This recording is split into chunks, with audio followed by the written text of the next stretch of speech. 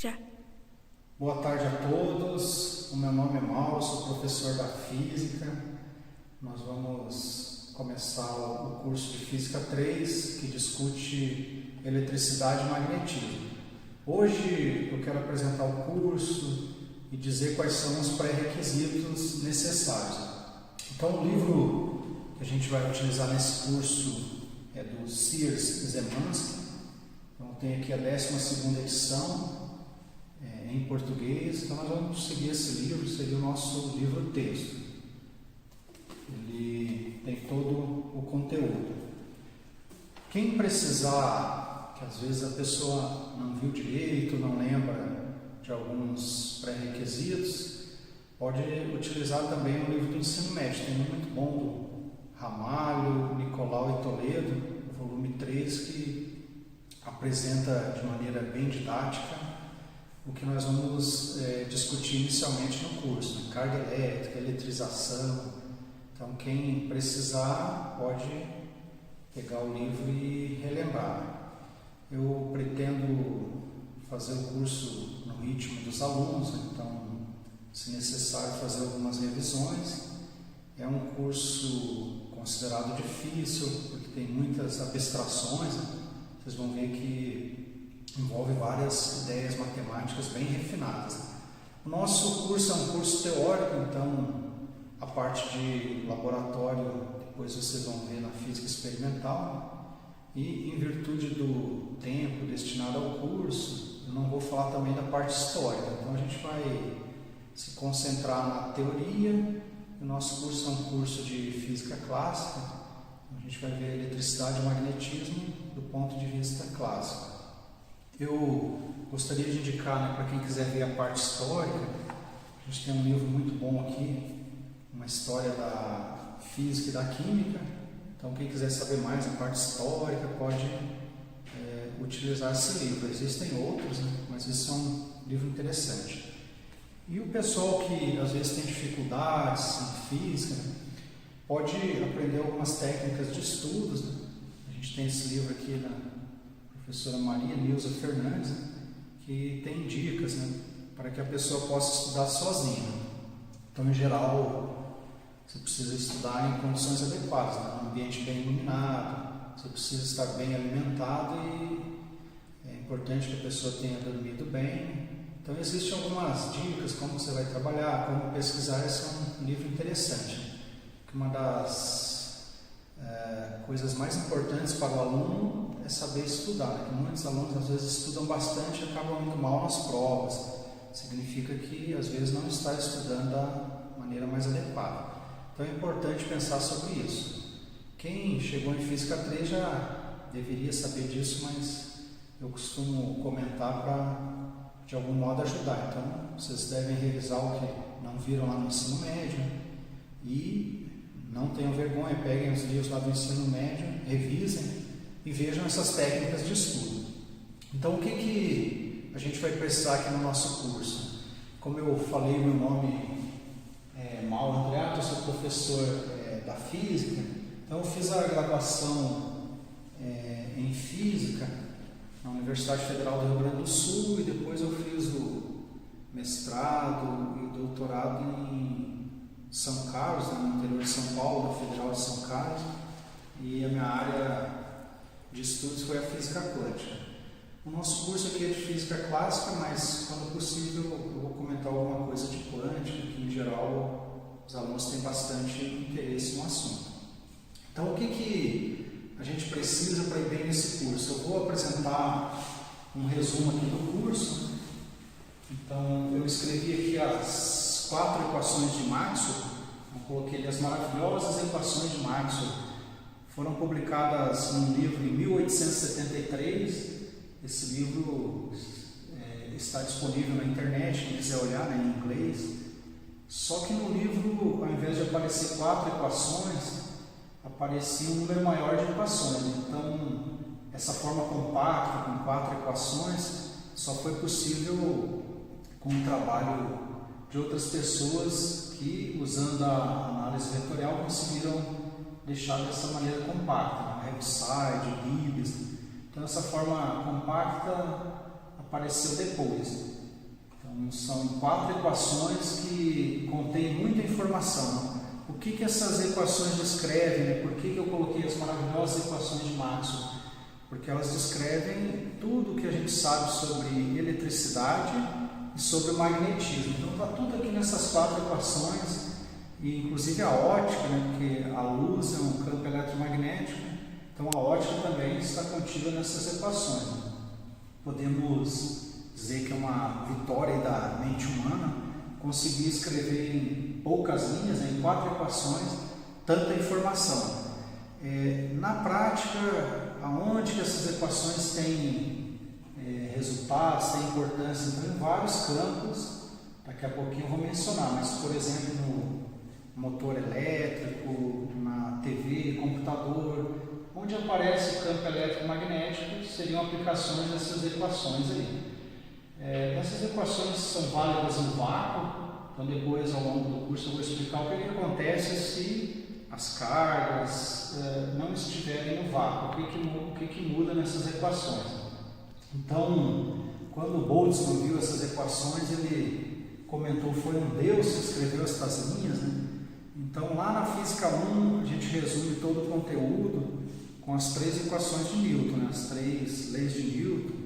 Aqui o nosso curso seria resumido nessas 4 equações. O que aparece nessas equações? Né? Já são os pré-requisitos aí para o curso. Então veja aqui na primeira, eu tenho campo elétrico, é um vetor. Então é necessário saber vetores aqui no nosso curso. Eu olho aqui o campo magnético, também é um vetor. Então eu preciso do conhecimento aí de vetores. O que mais que aparece aqui? Um elemento de área, um vetor, um elemento de comprimento também é um vetor. Né? Então a gente precisa, neste curso, saber vetores.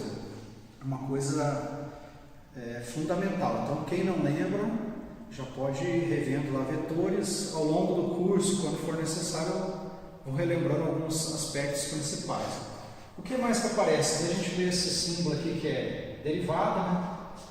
Então aparece derivada aqui nas equações, é necessário conhecer um pouco de cálculo, né? Derivada aparece aqui, então a gente vai usar ao longo do curso. O que mais que aparece? Eu vejo aqui o símbolo de integral, então vocês vão precisar relembrar o saber integral. Eu pretendo manter o curso no nível mais básico, não vou pedir integrais muito complicadas.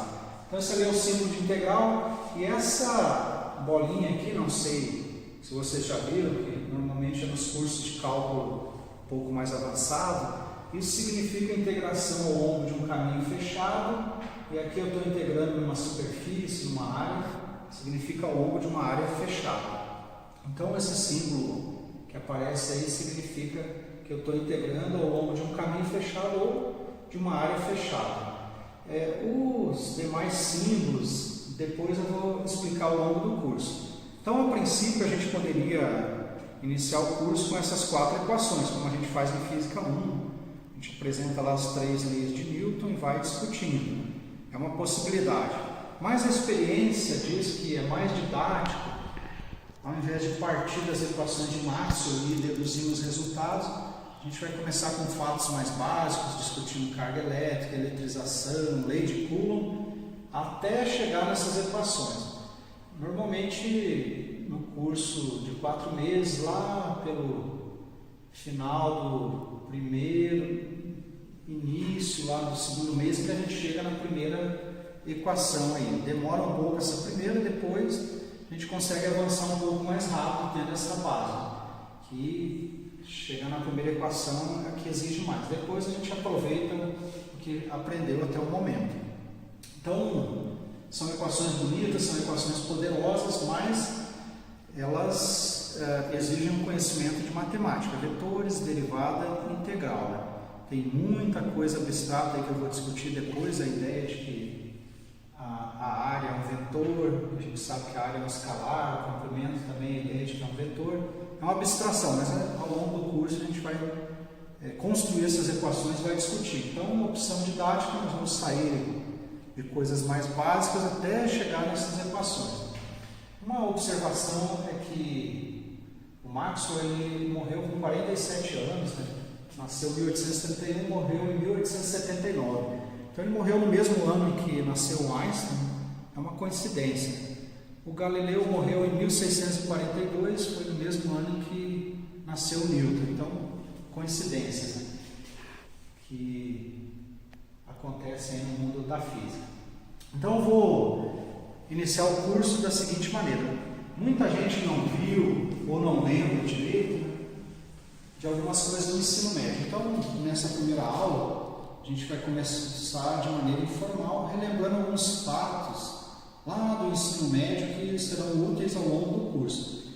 Normalmente no livro, é um livro escrito para estudantes da graduação. Acho que o autor imagina que todo mundo teve um bom ensino médio, então ele já entra no conteúdo, lei de Coulomb e vai fazendo aplicações. Então eu gostaria de estabelecer uma base comum. A gente vai relembrar alguns fatos básicos que são necessários. Então, uma primeira coisa que a gente gostaria de relembrar é que as observações, né, de atração elétrica são antigas. A gente tem relatos de que o Tales de Mileto, em 600, mais ou menos 600 a.C., ou seja, mais ou menos 2.600 anos atrás, Tales de Mileto observou que o âmbar, quando atritado, ele podia atrair pequenos objetos, como palha.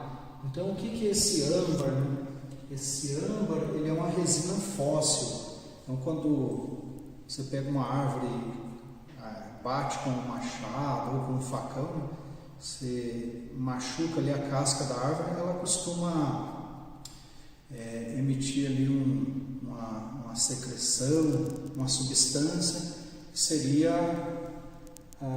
no nosso caso aqui, o âmbar. Só que esse âmbar aqui, como eu falei, é uma resina fóssil. Então o âmbar verdadeiro, as pessoas acham, os estudiosos aí pensam que surgiu há milhões de anos. Então as árvores que produziram esse âmbar não existem mais.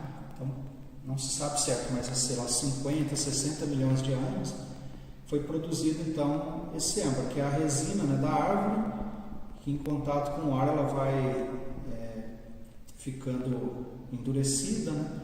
E esse âmbar, ele era negociado, ainda é hoje em dia, né, como se fosse uma pedra preciosa. Então existia até uma rota do âmbar. O pessoal buscava esse âmbar lá no Mar Báltico, né, perto da Finlândia, da Lituânia, e levava para diversas regiões, né, Itália, Alemanha. Hoje em dia na internet tem sites aí que vendem, por exemplo, pingente de âmbar, acho que uns valores, não sei, 120, 130, tem colar de âmbar, pingente. Então vem de uma árvore. Em grego, o âmbar, que o Tales de Mileto observou atraindo pedacinhos de palha, em grego âmbar é elétron. Então, que eu escrevi só com curiosidade e provocando um pouco os alunos em grego. Então, elétron seria âmbar em grego, e daí que vem a palavra eletricidade. Então, o que o Tales de Mileto observou? Quando pegava um bastãozinho, um pedacinho de âmbar e atritava com lã, depois esse âmbar conseguia atrair pedacinhos de palha. Para entender e descrever o que estava acontecendo, demorou muito tempo. Então, o Tales de Mileto, mais ou menos 2.600 anos. Quando que a gente foi entender isso? Somente depois que a gente teve um modelo atômico, que eu já vou relembrar aqui, né? Então, com a ideia de modelo atômico é que a gente consegue entender essa ideia. Eu estou atritando uma substância na outra, depois essa substância consegue atrair objetos.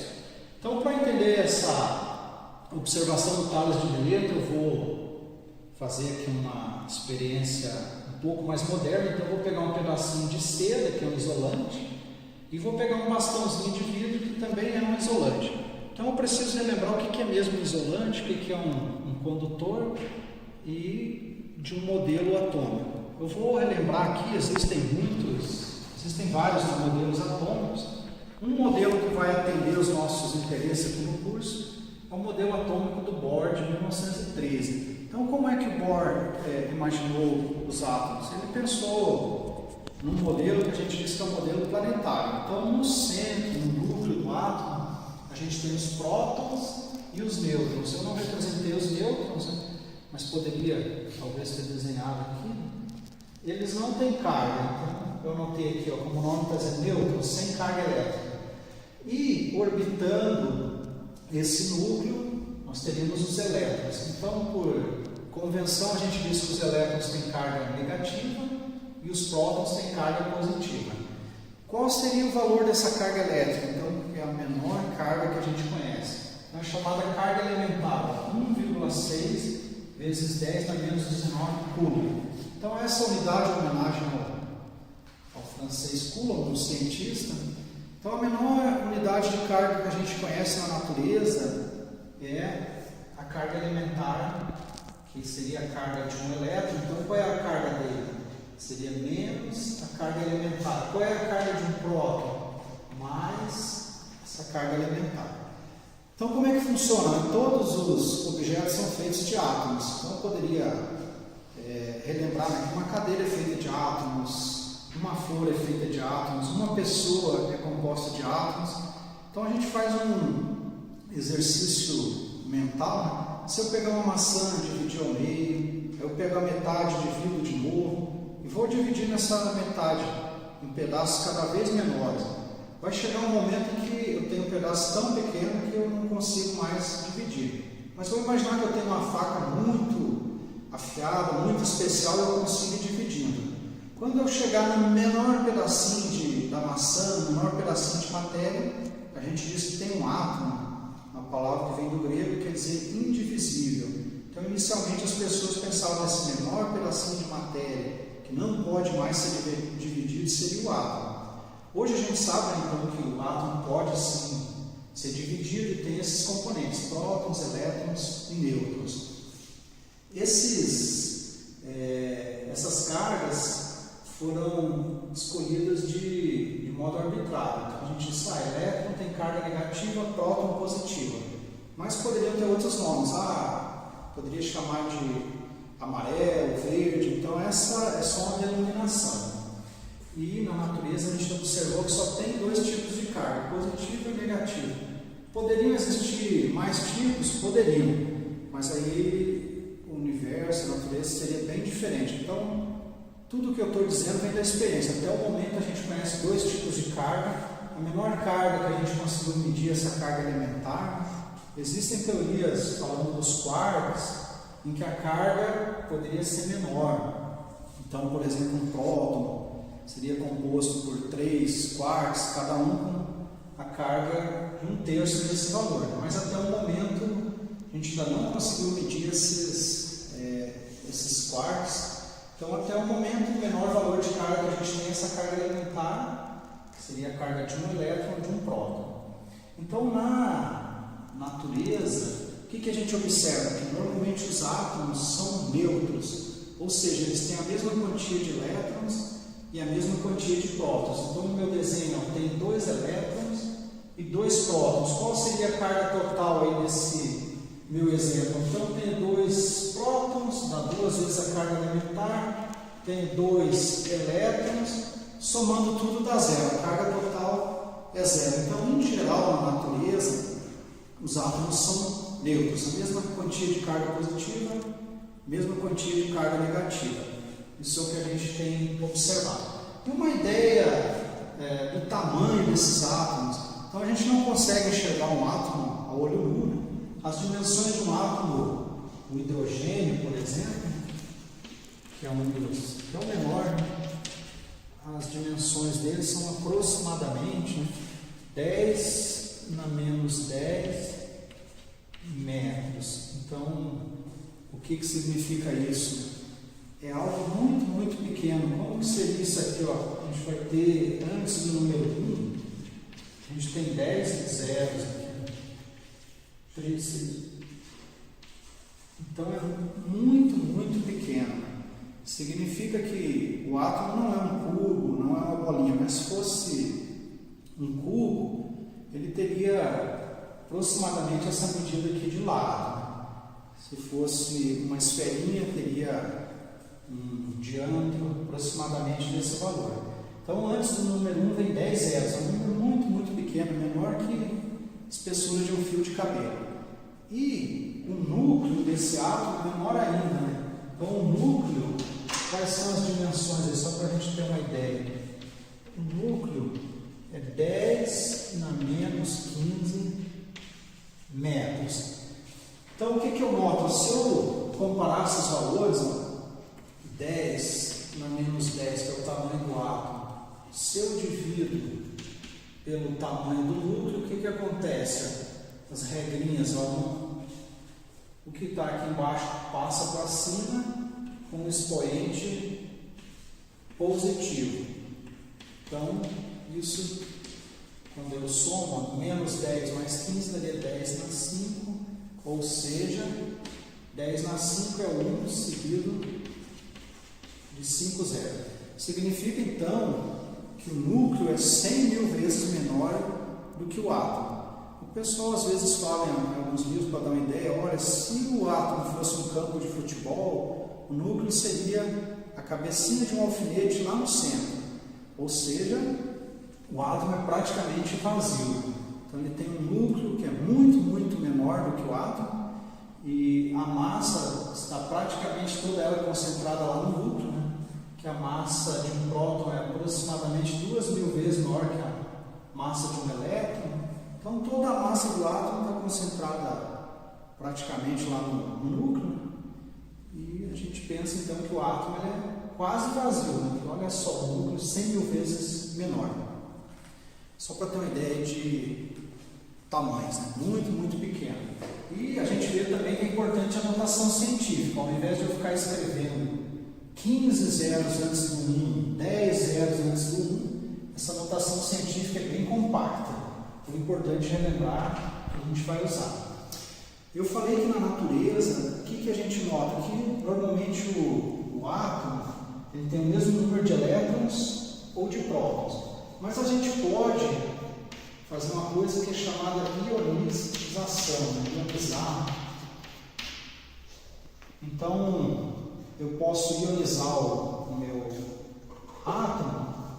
Como é que eu faço isso? Se eu conseguir retirar um elétron aqui desse átomo, eu digo que é um íon. Perdeu um elétron, se tornou um íon. Então, isso é ionizar, tirar elétrons. Ou se eu doar um elétron para esse átomo, também digo que ele foi ionizado. Então, normalmente, tem o mesmo número de elétrons, o mesmo número de prótons. Por que isso ocorre na natureza? Nós não sabemos, né? Por que em geral tem o mesmo número de elétrons e de prótons. Mas a gente pode alterar isso. Então, uma maneira é tirando um elétron ou doando um elétron, que se chama ionizar. Então, é possível alterar esse equilíbrio. Quando o átomo está no estado natural, qual é a carga total? Zero.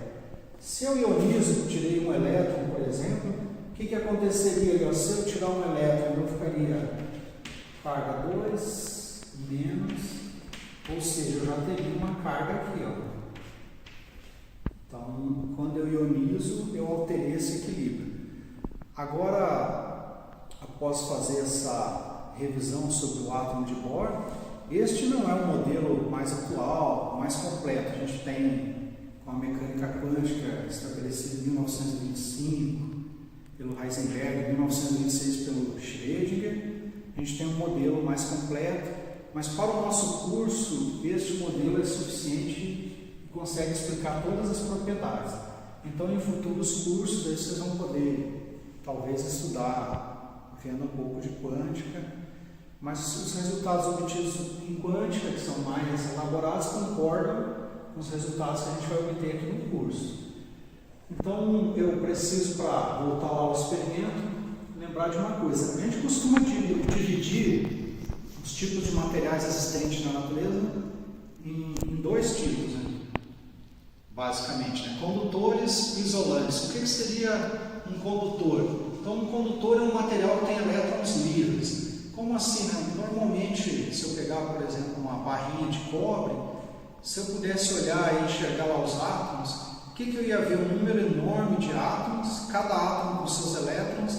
Então, existem alguns elétrons nesse material, que é um condutor, que podem andar por todo o material. Então, o elétron não fica preso ao seu átomo, ele pode ficar andando pelo material, como se fosse um vagabundo perambulando no cobre. Então a gente diz que é um elétron livre, ele anda por todo o material. O que seria um isolante? Vou pegar, por exemplo, o plástico, um isolante. Então o que acontece? Num isolante ou de elétron, que a gente chama também, os elétrons costumam ficar presos, próximos aos seus átomos. Então a gente não tem esses elétrons livres que ficam andando pelo material. Então seria a diferença básica entre condutor e isolante. Existem outros tipos de material? Existem. A gente tem supercondutor, tem semicondutor. Então, um semicondutor tem propriedades entre condutor e isolante. Mas isso fica para futuros cursos. No nosso curso, basicamente, eu vou pensar que eu tenho condutores e isolantes. Então, eu vou pensar nisso. Elétrons livres é o que distingue um condutor de um isolante. Então, com essas ideias que eu relembro aqui da química e da física lá do ensino médio, a gente pode voltar agora para o experimento aqui lá do Tales de Mileto, né? Mais ou menos 2.600 anos atrás. Então, vou imaginar que eu peguei um pedacinho de seda, que é um isolante, e que ele está neutro. O que significa isso? Eu vou representar aqui as cargas. Então, se ele tiver 4 cargas positivas, ele vai ter 4 negativas. Isso significa que está neutro. Naturalmente que o número é muito maior. A gente tem um número gigantesco aqui de cargas. Normalmente são números da ordem de 10 na 23. Então tem bilhões, trilhões de elétrons e prótons. Estou representando aqui por simplicidade somente 4. Então o que quer dizer que é neutro? Eu tenho o mesmo número de cargas positivas e negativas. Vou pegar também um bastãozinho aqui de vidro, isolante, e vou pensar também que ele está neutro. O que significa que ele tem o mesmo número de cargas positivas e negativas. Isso quer dizer que o material é neutro. O que eu vou fazer agora? Vou reproduzir o experimento, a observação lá dos gregos. Eu vou pegar o bastãozinho de vidro e vou atritar com a seda. Então, o que vai acontecer? O fato de atritar um material com o outro vai arrancar elétrons de um material, ou seja, um desses materiais vai perder elétron, o outro vai ganhar. A gente chama isso de eletrizar os corpos ou carregar os corpos. Então, uma experiência que a gente pode fazer, né, até nas nossas casas, você pega um pedacinho de seda, um pedacinho de atrita, e o que deve acontecer? Então, eu vou mostrar agora no esquema o que acontece.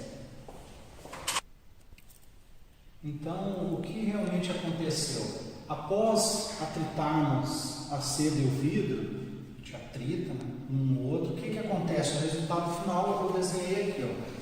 Um dos corpos vai ficar com carga negativa e o outro com carga positiva. Então, no meu exemplo, a seda ficou com a carga negativa menos 4 vezes a carga elementar, aqui no meu exemplo, e o vidro ficou com 4 vezes a carga elementar. Então, isso que a gente observa ao atritar um objeto isolante no outro e separar os corpos e ver que estão carregados, a gente chama isso de eletrização por atrito. Ou seja, nós eletrizamos ou carregamos os corpos. É o que o Tales de Mileto observou ao atritar o âmbar e a lã.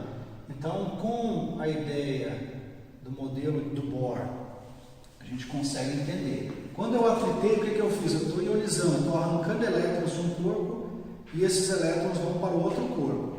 Então, o que a gente tem que observar também? Se eu tiver um sistema isolado, ou seja, eu tenho só a seda e o vidro, estou pensando no vácuo, então, onde não tem matéria, não tem energia. Se eu estiver numa condição ideal no vácuo, peguei a seda e o vidro, o que acontece? A carga se conserva. A carga que o vidro perdeu, os elétrons aqui do vidro foram perdidos, a seda ganhou. Então, essa carga, ela se conserva. O que um perdeu, o outro ganha. Num dia em que a gente tem ar seco, isso também vale, né? Agora, se a gente tiver um dia úmido, um dia chuvoso, o que acontece? Normalmente o ar seco é um isolante, então é difícil de transferir cargas para o ar seco, mas a água da chuva, ela é condutora. A água pura é um isolante, mas a água da chuva ela não é pura, ela contém alguns resquícios aí de metais, então a água da chuva é condutora, embora a água pura seja isolante. Então, num dia úmido, a gente pode perder alguns elétrons. Então, os elétrons saem do vidro, ao invés de ir para a seda, eles podem ir para o ar. Então, ao fazer esses experimentos, é bom que a gente tenha um dia seco, que são as melhores condições.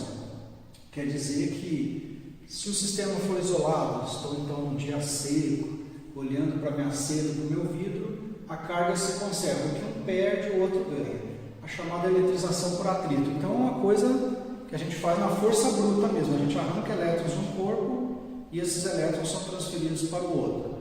Levamos bastante tempo para entender isso, desde os gregos até a obtenção de um modelo atômico do Bohr, né? Então deu 2.500 anos para a gente entender o que estava acontecendo. As cargas estão sendo transferidas, ou seja, estamos eletrizando os corpos. Isso a gente pode fazer, né? Uma experiência, pegar aqueles balão de festa, né? Balão de borracha, você atrita na sua camiseta, depois você vai ver que ele gruda na parede. Então, eletrização por atrito. Agora, existem outros tipos de eletrização que chegam a seguir. Na eletrização por contato, o que a gente faz? A gente pega dois condutores. Então, eu peguei aqui um condutor carregado, pode ser uma esfera de cobre, né? Então, alguém tirou elétrons dessa esfera e ela ficou com a carga positiva. E agora eu vou colocar em contato com um condutor neutro, uma esfera de cobre, só que ela tem o mesmo número de cargas positivas e negativas. Quando eu desenho assim, não significa que não tem cargas. Tem, mas para cada positiva tem uma negativa, ou seja, é um corpo neutro. Então, o que eu vou fazer agora? Vou colocar em contato e vamos ver o que acontece. Eu coloquei em contato. Como são objetos condutores, o que significa? Que eles têm elétrons livres. Então, quando eu simplesmente encostei, eu não preciso atritar. Quando são isolantes, eu tenho que atritar porque eles não têm elétrons livres. Ou seja, os elétrons não ficam passando facilmente de um átomo para o outro num isolante. Agora, num condutor não. Eu coloquei em contato, já pode ocorrer a transferência. A gente tem os elétrons livres que se movem facilmente pelo material. Então, o que vai acontecer? Ó? Aqui eu tenho cargas positivas, então a gente observou na natureza que cargas de mesmo sinal se repelem, para não ter aqui, cargas de sinais opostos se atraem. Então, é uma observação que a gente fez aí há muito tempo. Então, quando eu coloquei uma esfera condutora perto da outra, o que acontece? As cargas positivas vão atrair cargas negativas, ou seja, eu vou representar aqui, ó, onde eu tinha o mesmo número de cargas positivas e negativas, um elétron desses vai ser atraído, um elétron livre, ele vai passar aqui de uma esfera para outra. Quando um elétron passa para cá, o que acontece? Ó? Aquela esfera da direita perdeu um elétron, o que significa? Já não está mais neutra, ó. Ficou com carga positiva. Essa de cá, ó, como recebeu um elétron, cancela uma carga positiva. Então, diminuiu, continua positiva, mas diminuiu a carga positiva. É muito, muito rápido. Então, o que acontece? Passou o primeiro elétron, vai passar o segundo elétron. Então, ele sai daqui, um elétron livre, e vem, por exemplo, aí, o que aconteceu? Está ficando cada vez mais positiva essa esfera, e essa outra continua positiva, mas está diminuindo. Então, vai ocorrer essa transferência até um estado que a gente chama de estado de equilíbrio. Se os objetos forem idênticos, então eu peguei duas esferas de cobre, é o mesmo material, é cobre, tem que ter o mesmo volume, ou seja, o mesmo raio, então, mesmo volume, mesmo material, mesmo formato. Então, se os corpos forem idênticos, a carga se distribui igualmente. Eu deixo em contato esses dois corpos condutores, depois eu separo, o que eu vou observar? Ó, os dois ficaram com a mesma carga. Eu estou supondo aqui que são esferas idênticas, então a carga se distribuiu igualmente, eu tenho a mesma carga em cada esfera. Cuidado, né? Isso só vale se os corpos forem idênticos. Se eu pegar uma esfera e colocar em contato com um cubo, é um formato diferente, já não vai funcionar. Se eu pegar uma esfera com um certo volume e colocar em contato com a outra de volume diferente, isso também já não funciona. Então tem que ser essa regrinha que só se os corpos forem idênticos que distribui igualmente. Então a gente pode usar isso quando forem duas esferas idênticas, mesmo material, mesmo volume. Então eu tenho essa regrinha aí. Notem que na eletrização anterior por atrito, no final um corpo estava com carga positiva ou negativa. Quando a gente faz a eletrização por contato, a carga final dos corpos é a mesma. Então se eu deixar esses dois objetos agora, coloquei em contato, carregou, afastei, se eu soltar os dois, o que acontece? Eles vão se repelir, cargas de mesmo sinal. Se eu deixar as duas esferas numa mesa, por exemplo, próximo uma da outra, o que vai acontecer? Elas se repelem, elas vão se distanciar uma da outra, né? Por causa da regrinha lá, cargas de mesmo sinal se repelem. Então a gente tem, até o momento, duas maneiras de eletrizar ou carregar os corpos. Quando são condutores, eu só coloquei em contato, já transfere cargas, é fácil porque tem elétrons livres. Quando são isolantes ou dielétricos, eu tenho que atritar. Por quê? Porque as cargas não se movem facilmente. Então eu tenho que forçar os elétrons a se moverem de um corpo para o outro. Então essa é a segunda maneira de carregar ou eletrizar um corpo.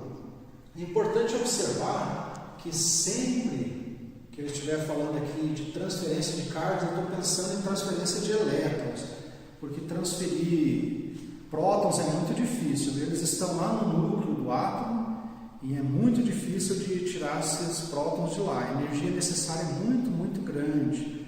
Inclusive a gente tem a energia nuclear é disso, né? Quando eu consigo mexer com o núcleo atômico, eu preciso então de energias muito grandes. O que a gente consegue facilmente? É tirar elétrons ou doar elétrons para um átomo. Então, quando eu estiver falando, houve a transferência de cargas, sempre são elétrons, eu estou pensando em objetos sólidos, né? Quando é que eu poderia transferir cargas positivas? Quando eu tiver, por exemplo, um líquido, né? Tenho água, coloco sal de cozinha, então o que acontece lá? Vai ter uma separação, né? Vai ter uma ionização, então esses íons podem se mover lá num líquido, né? Então eu posso ter um íon positivo se movendo nesse líquido, então uma carga total positiva se movendo. Mas aqui que eu estou pensando em corpos sólidos no nosso curso, sempre que eu falar transferir cargas, são elétrons, ganha ou perde elétrons.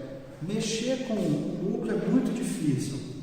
Inclusive se a gente quisesse fazer uma brincadeira, eu vou fazer um átomo, eu vou juntar dois prótons no núcleo de um átomo.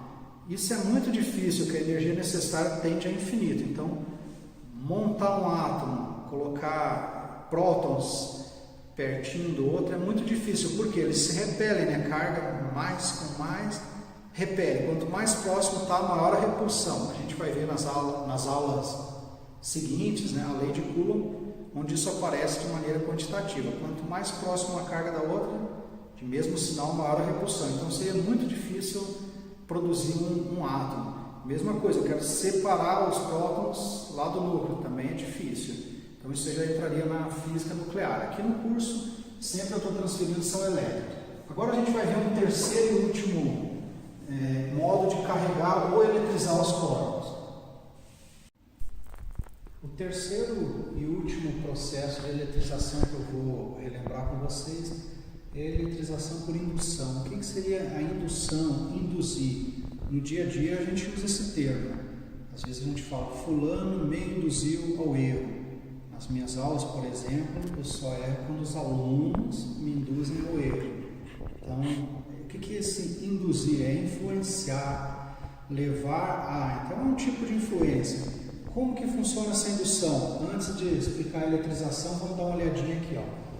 Eu tenho um objeto condutor neutro, peguei uma esfera condutora, só que neutra, ou seja, o mesmo número de cargas positivas e negativas.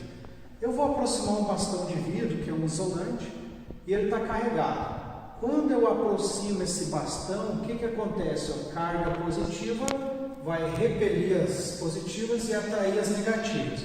Como este objeto aqui é um condutor, tem elétrons livres que se movem facilmente, ou seja, o vidro positivo atrai os elétrons. Como é que eu vou redesenhar aqui? Ó? Todos os elétrons vão ir o mais próximo possível do bastãozinho. Então os elétrons se deslocam, os elétrons livres vão o mais próximo possível do vidro. Eles não podem aqui sair do material, que a gente está pensando que está no vácuo, aqui no isolante, ou no ar seco, que é muito parecido com o vácuo e é um isolante. Então as cargas não podem saltar da esfera para o bastão, porque o nosso ar é seco. Agora, se fosse num dia úmido, poderia sim alguma carga se deslocar através do ar, que tem umidade, e essa água, que não é água pura, conduz. Então, num dia seco, as cargas não podem passar de um material para o outro. Num dia úmido ou chuvoso, poderia. Então, essa é a indução, é uma separação de cargas. Notem que o condutor continua neutro, mesmo número de cargas positivas e negativas, mas separou as cargas. Então, é isso que a gente chama de indução. Funciona a indução com um isolante? Funciona. Como que é? Vou pegar de novo um bastãozinho de vidro, aproximei de uma esfera, só que agora é uma esfera isolante e é neutra. Inicialmente é o mesmo número de cargas positivas e negativas. Quando eu aproximo o bastão, o que acontece? Vai ter uma separação das cargas. Os elétrons vão se mover, mas é muito pouquinho. O que vai acontecer? Vai ficar bem assim. Vou representar. Notem, as cargas se deslocam, há uma indução, há uma separação das cargas, mas não é tão gritante o efeito como no caso de um condutor. As cargas, o elétron fica próximo do seu átomo, mas se desloca um pouquinho. Então sim, ocorre a indução, mas a separação entre as cargas é menor.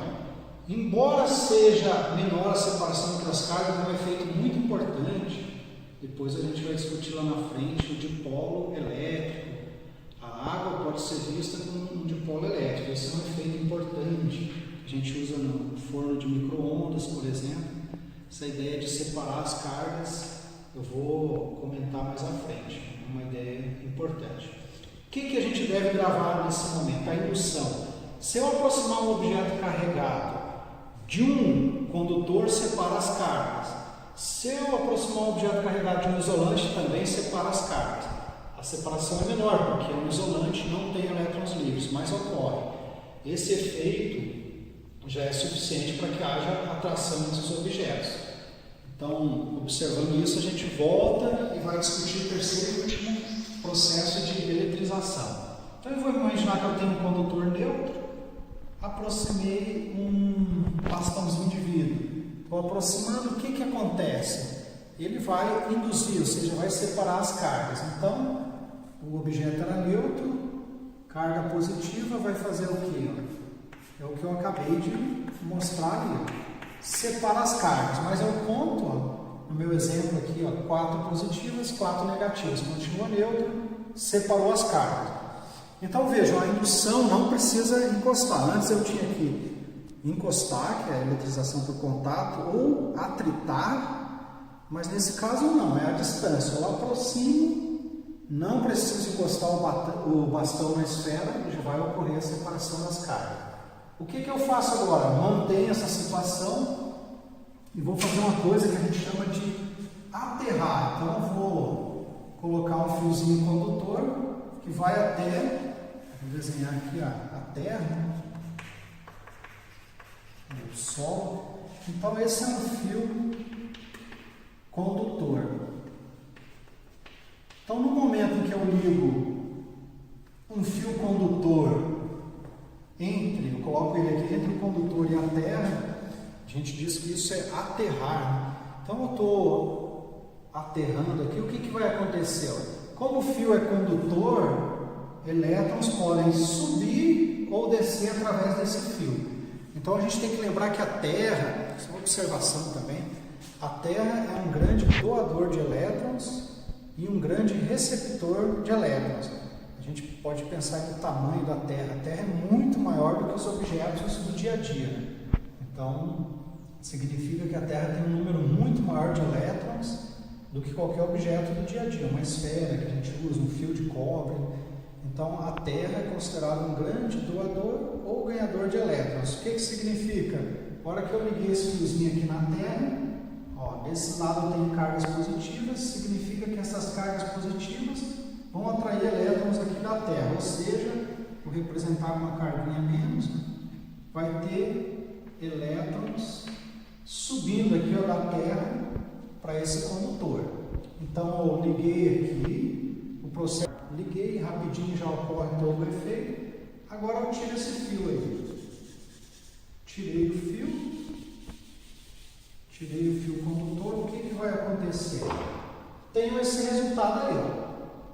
Então, liguei a Terra, aguardei um pouquinho, aguardei um segundo, aí já está bom, 2 segundos. Subiram elétrons da Terra, neutralizaram algumas cargas.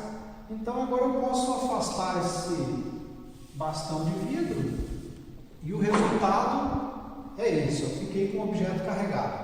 Só lembrando, quando eu tenho um objeto isolante, se eu carreguei, se fosse um isolante, fica desta maneira aí. As cargas não vão se movimentar. Mas como é um condutor, as cargas vão se distanciar. Esses elétrons livres vão procurar ficar o mais longe possível. Por quê? Cargas de mesmo sinal se repelem. Então, a situação final é que o corpo fica realmente carregado, só que as cargas vão ficar o mais longe possível.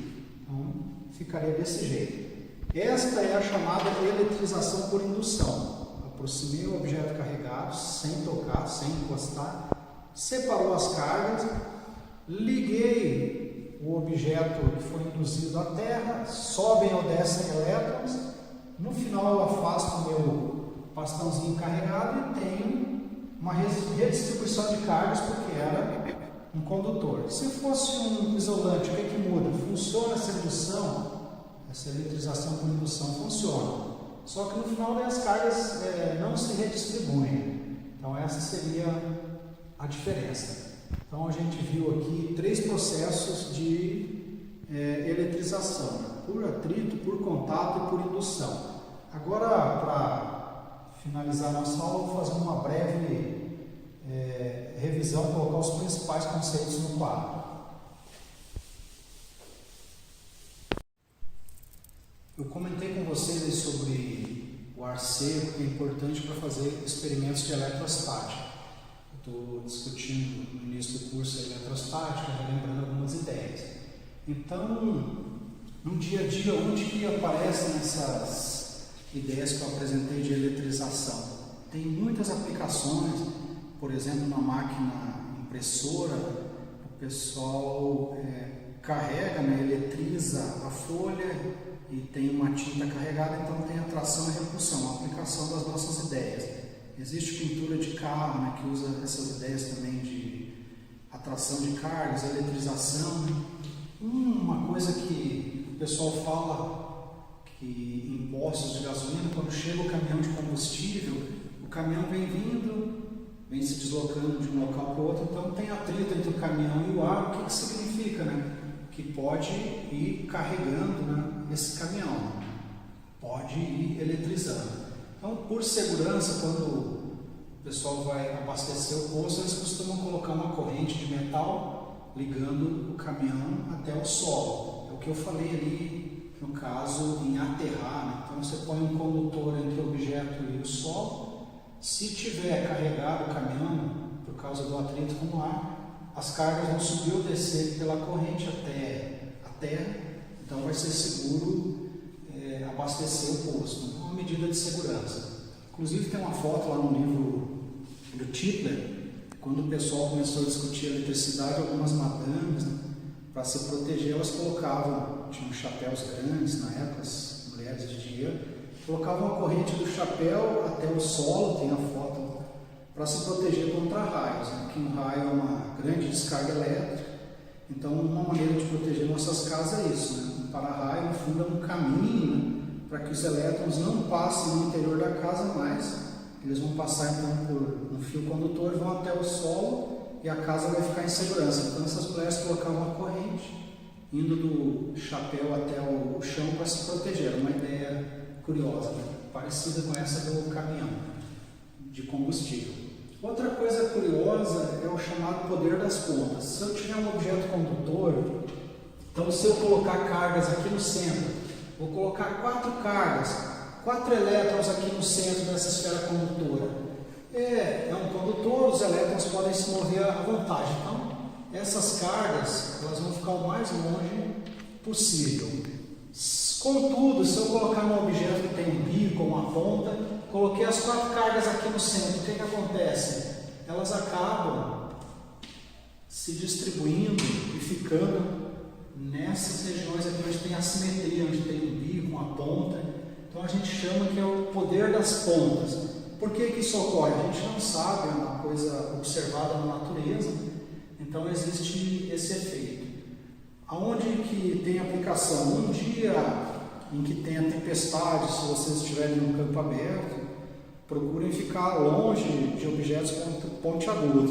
Então, se está no campo aberto, não vai ficar perto de uma árvore, porque a chance de cair um raio ali é maior, é o chamado poder das pontas. Né? Um dia eu estava viajando lá para o sul de ônibus, eu vi um casal de idosos conversando. Um senhor falou para a senhora, dizendo que ele tinha, em dia de tempestade, medo de fumar. Ela falou, mas por que não pode fumar em dia de tempestade? Ele disse, não, é porque no dia de tempestade, meu filho estava no campo fumando. Daí ele foi atravessar uma cerca lá de arame farpado, aí caiu um raio nele. Então, em dia de tempestade, não é bom fumar. Foi a conclusão dele. Mas, na verdade, o problema aí seria essa cerca de arame, né? Então, se está num campo aberto, tem uma cerca de arame, é um local onde tem probabilidade maior de um raio cair.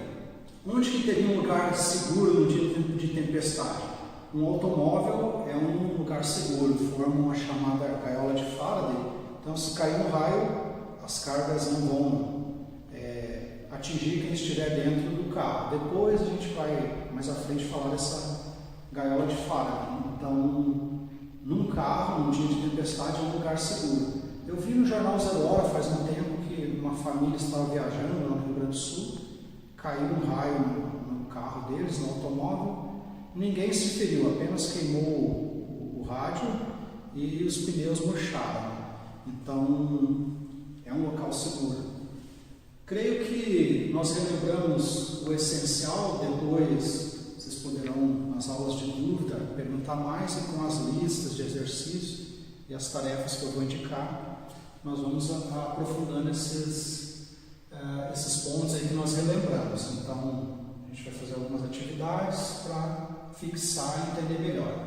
A minha ideia era fazer uma breve revisão do ensino médio para que a gente tenha uma base comum. Então, de maneira resumida e para fixar o essencial, o que nós vimos hoje? Então, nós vimos que existem 2 tipos de carga, né? Cargas de mesmo sinal se repelem, cargas de sinais opostos se atraem. Uma observação que a gente fez há muito tempo. A carga se conserva. Então, eu falei que no sistema isolado, se um objeto perder cargas, o outro vai ganhar essas cargas. Então, a carga não é destruída, não é criada, ela se conserva. Pode ser transferida de um corpo para o outro. No nosso curso, estou falando de objetos sólidos, então o que transfere são elétrons. Se eu tiver um líquido, uma solução, aí sim eu posso deslocar cargas positivas, que seriam os íons, mas no nosso curso eu vou falar em geral de objetos sólidos, seriam elétrons se movendo. Nós vimos 3 processos de eletrização ou 3 maneiras de carregar um corpo. Por atrito, quando são condutores, aliás, quando são isolantes, né? Não adianta colocar 2 isolantes, só encostar um no outro, não transfere cargas, então tem que atritar. Se eu colocar em contato 2 condutores, já tem transferência de carga. E por último a gente viu a indução, que é sem colocar em contato, é a distância que é possível carregar os corpos. É um processo mais refinado. Então relembramos 3 processos, vimos que existem basicamente 2 tipos de materiais, condutores e isolantes aqui no nosso curso. O que tem de diferente? O condutor tem elétrons livres, ou seja, uma parte dos elétrons lá do material pode se mover à vontade, são os chamados elétrons livres. Cada material tem uma porção de elétrons livres nos condutores e é bem menor do que a quantia total de elétrons, mas é um número grande, são bilhões, trilhões de elétrons livres. Por último, a carga é quantizada, ou seja, na natureza, quando a gente mede a carga de um corpo, a gente sempre encontra um múltiplo da carga elementar. Eu marquei essa carga elementar para vocês no quadro, 1,6 vezes 10 na menos 19. Então essa carga elementar, quando eu vou medir a carga de um corpo, eu posso achar 12 vezes a carga do elétron, posso achar menos 8 vezes a carga elementar. Mas o que eu não encontro? Eu não encontro, por exemplo, 1,3 vezes a carga elementar. Eu também não encontro 0,5 vezes a carga elementar. Isso eu não encontro na natureza. Isso, por enquanto, agora isso aqui eu encontro. Ou seja, a carga total de um corpo é sempre um múltiplo dessa carga elementar. Pode ser uma vez a carga elementar, 2 vezes, 3 vezes, e pode aparecer o sinal negativo. Então, essa é uma observação também importante. Até o momento, como a gente não mediu os quartos, isso é válido. Muito bem, vimos o essencial aí do ensino médio que eu preciso para o nosso curso. Para finalizar, eu só queria ler uma coisa aqui curiosa de um livro, Ivan Santana, Herança de Sangue, que fala um pouco aqui da história de Catalão, a cidade aqui onde fica a Universidade Federal de Catalão. Então eu vou ler um trechinho aqui na página 124, que ele diz o seguinte: ele diz que em 1923 a luz elétrica chegou a Catalão, em meio a festas e foguetórios. Aí ele continua mais à frente: mesmo com a energia, a maior parte das casas continuou a usar lampião e querosene. A luz elétrica, além de muito fraca, apagava a todo instante, mas o intendente municipal, Salomão de Paiva, gostou da novidade. Mandou substituir por lâmpadas os lampiões da iluminação pública. Todas as noites, ao sair na via sacra pelos botequins, o próprio Salomão, acompanhado dos amigos de farra, atirava nos postes de luz. As famílias em pânico se fechavam dentro de casa. Sarada a carraspana, ou seja, a bebedeira, o intendente cuidava de mandar substituir as lâmpadas destruídas pelos tiros. Então achei curioso, chegou em 1923 a energia elétrica em Catalão e esse intendente acabava atirando aí nos postes.